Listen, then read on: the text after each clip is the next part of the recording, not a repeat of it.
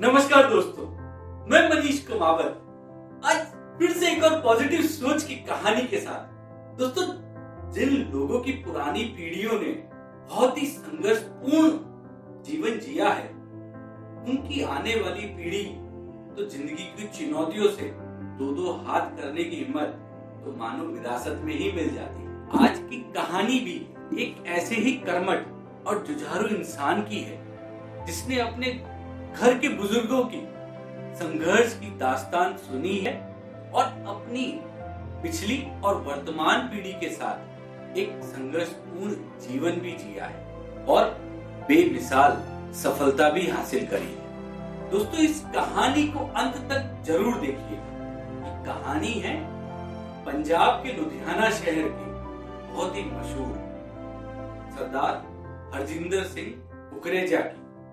आज दुनिया भर में लाखों लोग इनको फॉलो करते हैं। तो आइए दोस्तों, सुनते हैं एक और पॉजिटिव सोच की कहानी हरजिंदर सिंह कुकरेजा के बारे में।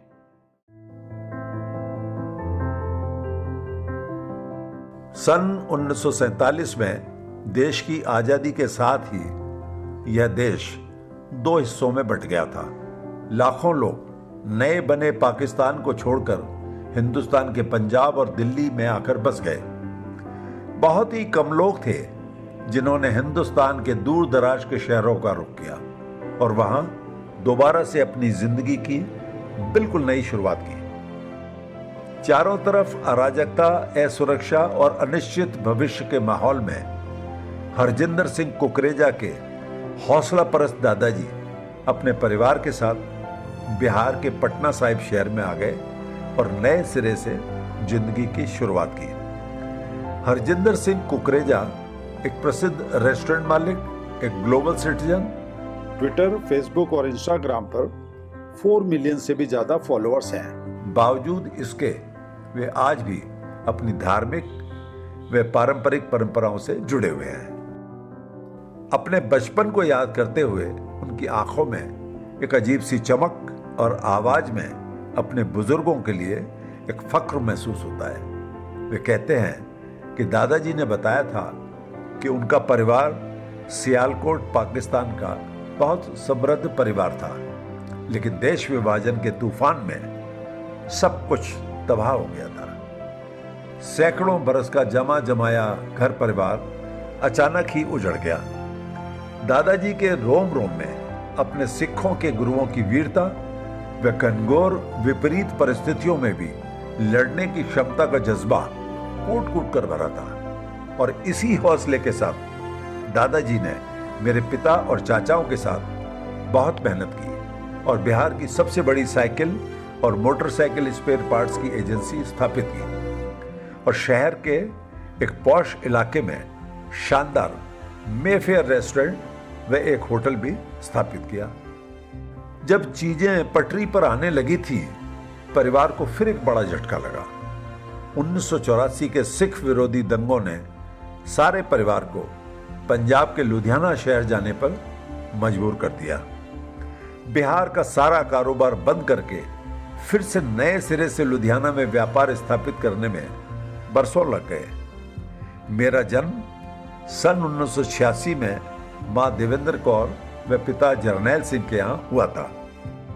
दादाजी बचपन से ही मुझे मेहनत करने व अपने जुनून का पीछा करने के लिए कहते थे। हमारा सिख धर्म सीखने की शिक्षा देता है।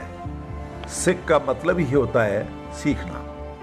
मेरी लाइफ के हीरो भी सिखों के 10वें गुरु गोविंद सिंह हैं। जब मैं 12 बरस का था, तब हमारे परिवार ने लुधियाना में पहली हॉट ब्रेड की फैक्ट्री की शुरुआत की। सन 2000 में मेरे फादर और अंकल ने शेफ संजीव कपूर के साथ मिलकर येलो चिली नाम का एक रेस्टोरेंट खोला। 2008 में अपनी पढ़ाई पूरी करने के बाद फैमिली बिजनेस ज्वाइन किया और सन 2015 में लुधियाना में बेल्जियम चॉकलेट कैफे खोला, जिसका उद्घाटन भारत में बेल्जियम के राजदूत जॉन लॉक ने किया था।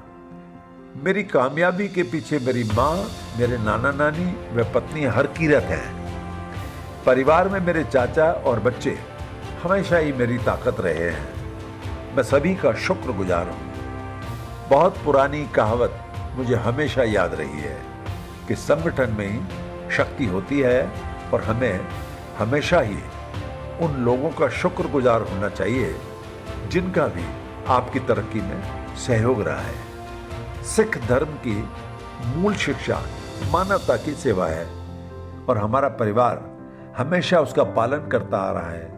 गरीब व वंचित बच्चों की मदद करना व वंचितों की शादी में योगदान करने की शुरू से ही हमारे परिवार की परंपरा रही है। जम्मू कश्मीर में व चेन्नई में बाढ़ पीड़ितों की मदद करके अपने आप को धन्य समझते हैं। पुरानी पीढ़ी की कहानियां अगली पीढ़ी को प्रेरणा देती हैं। सिख धर्म के मुताबिक समानता और मानवता को साथ लाने के प्रयास में हमने लुधियाना की ऐतिहासिक मस्जिद में भी एक लंगर का आयोजन किया था।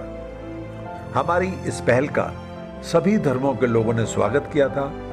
पंजाबी संस्कृति मेरी जिंदगी का हिस्सा है। दुनिया के सामने अपने सिख धर्म की आवाज उठाने के लिए ही मैंने सन 2014 में ऑस्ट्रेलिया के मेलबर्न के सेंट किल्डा में 14,000 फीट से पगड़ी के साथ डाई किया था। मेरी लाइफ की फिलॉसफी है कि अपने प्रति सच्चे रहें, अपने जुनून को जिंदा रखें और जीवन को उत्साह से जिए। आपके अभी तक के प्यार और सहयोग के लिए मेरी पूरी टीम की तरफ से आपका बहुत बहुत आभार। इस कहानी को भी आप लाइक और शेयर जरूर करें। चैनल को सब्सक्राइब करने के लिए आपका बहुत बहुत धन्यवाद।